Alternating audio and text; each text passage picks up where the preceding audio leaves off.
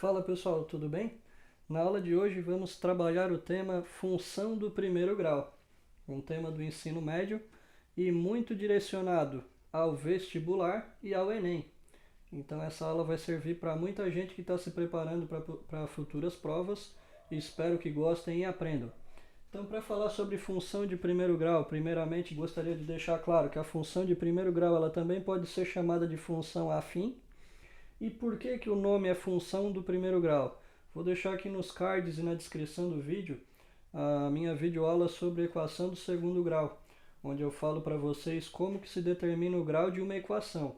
A ideia é a mesma para a função. Como é que a gente determina o grau de uma função ou de uma equação? Através do maior expoente da variável contida nessa função ou nessa equação. Então aqui, por exemplo, se a gente colocar 2x mais 4, por que a gente diz que a gente tem uma função do primeiro grau? Porque a gente tem uma única variável, que é o x, e o expoente dela é 1. Então o maior expoente é 1. Se o maior expoente é 1, a gente classifica como função do primeiro grau. O que seria uma função do segundo grau? Se eu colocasse 2x ao quadrado mais 4x mais 8, por exemplo. Agora a gente tem duas variáveis, aqui e aqui. Observando o maior expoente dessas variáveis, aqui a gente tem 2 e aqui a gente tem expoente 1. Qual é o maior? 2. Então essa função se classificaria como do segundo grau. Qual é a forma que a gente representa uma função do primeiro grau? A forma usual da função é f de x. O que representa o f? O f representa a função. O que é o x? O x é a variável dessa função igual a ax mais b. E a gente também pode escrever y igual a ax mais b. Por que é importante saber essas duas formas de representação?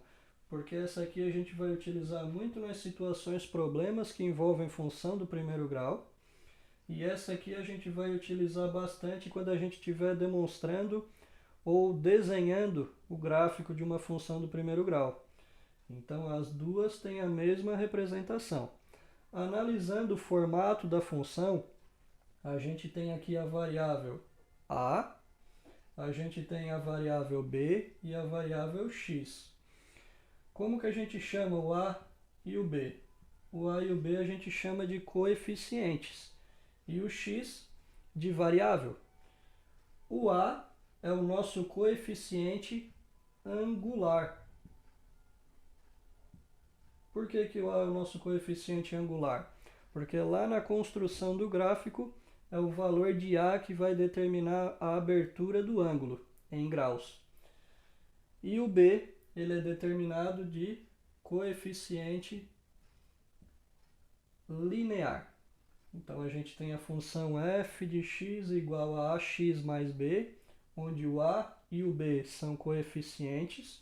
O nosso x é a variável, que vai ter o mesmo valor do x lá do f de x. Então esses dois termos vão ter o mesmo valor. O a é denominado coeficiente angular, o b é denominado coeficiente linear. Muito utilizada nas situações problemas envolvendo função do primeiro grau. A situação de baixo, a representação de baixo, é muito utilizada principalmente na construção de gráfico da função. Importante ainda destacar sobre a função é que o a dessa função deve pertencer ao conjunto dos números reais, ou seja, o a deve ser um número real, o b também deve ser um número real, e o a tem que ser diferente de zero. Por que o a tem que ser diferente de zero? Porque se a gente colocar o zero no lugar do a, a gente vai ter 0x. 0x não vale nada, então a gente só teria o coeficiente b. Então essa já deixaria de ser uma função do primeiro grau, porque ela não teria a variável. Então para que seja uma função do primeiro grau, o a e o b devem pertencer aos reais e o a nunca pode ser zero. O a tem que ser sempre diferente de zero. Identificando os coeficientes de uma função do primeiro grau. Então aqui eu trouxe 3 exemplos para que a gente identifique quem são os coeficientes conforme a forma que eu passei para vocês agora há pouco. F de x igual a ax mais b. Gravem bem isso. Então no primeiro exemplo eu tenho f de x que é igual a 5x mais 6. Quem é o a e quem é o b? Quem são esses coeficientes nessa função? Então o a, como eu havia dito, sempre quem acompanha o x. Então 5x, o a é só o número da frente. Então o a é 5. Quem é o b? O b mais 6, ou 6. Na letra b, identificando os coeficientes a e b. Quem é o coeficiente a?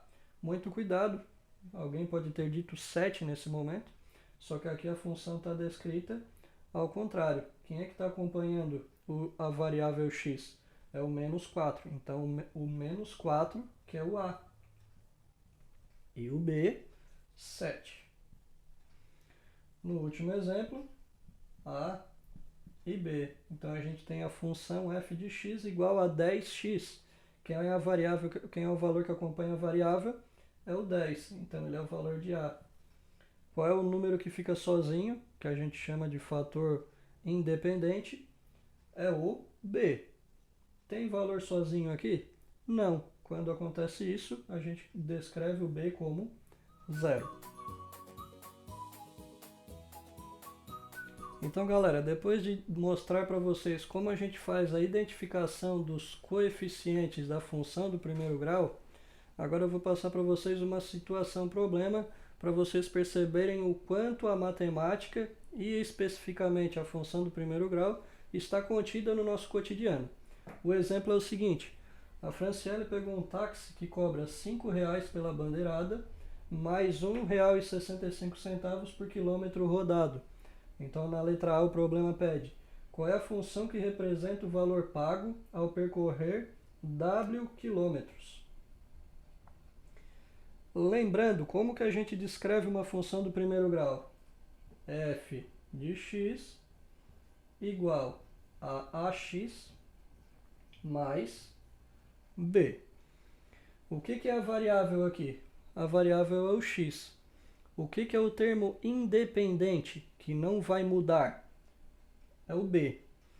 Então, se a gente for observar na leitura do problema, a gente percebe que a gente tem os coeficientes descritos nesse problema.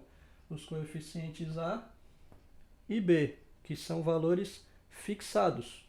O primeiro valor fixado é o 5 e o segundo valor fixado é o 1,65. Mas como saber se o 5 é o a ou se o 1,65 é o a? Se vocês observarem, o a acompanha o x. Ou seja, o a é um produto com o x. Os dois juntos formam um produto. Então, qual é o valor aqui que vai precisar se encaixar um outro termo para ter um resultado final? O 5 depende de alguma coisa? Não. Ligou o táxi para fazer a corrida, já está pagando R$ 5,00 e esse valor não muda. O 1,65 pode mudar? Pode. Por quê? Porque 1,65 vai ser multiplicado pela quantidade de quilômetros rodados. Então, 1,65 varia de acordo com a quilometragem. Então, a gente percebe que aqui a gente tem o termo independente e aqui a gente vai ter o termo associado à variável, que é a quilometragem. Então, como que fica a nossa função? A nossa função f de x vai ser descrita por 1,65 W, que representa a quantidade de quilômetros percorridos, mais o valor fixo. Quem é o valor fixo? R$ 5,00. Então, essa aqui é a função que descreve o trajeto de W quilômetros, o valor pago em W quilômetros. Na letra B, eu pergunto qual o valor de uma corrida de 30 quilômetros. Agora a gente conhece a variável. A variável nesse caso é 30. E por que ela é variável? Porque poderia ser 35, poderia ser 20, poderia ser 25. Resolvemos fixar aqui o valor de 30. Então a gente vai pegar a mesma função que a gente descreveu no item A, que é f de x igual a 1,65w mais 5. E esse nosso w, que é a variável, agora a gente vai substituir ele por 30. Então a gente vai ter 1,65. Como a gente tem um produto de 1,65 por w, 1,65 vezes o 30 mais 5. E aí a gente vai descobrir o valor da corrida. 1,65 vezes 30 dá 49,50 mais 5. 49,50 mais 5, a gente vai ter 54,50. Logo, a corrida de 30 km vai custar para a Franciele R$ 54,50. Então, pessoal, essa foi a primeira parte da explicação sobre função do primeiro grau. Em breve estarei postando novas videoaulas com a continuação do tema função do primeiro grau. Relembrando que ele é um tema bastante trabalhado no ensino médio e também bastante cobrado nas provas de Enem e vestibular. Então aproveitem bastante essa matéria, revisem quantas vezes for necessário essa primeira aula e nos vemos no próximo capítulo.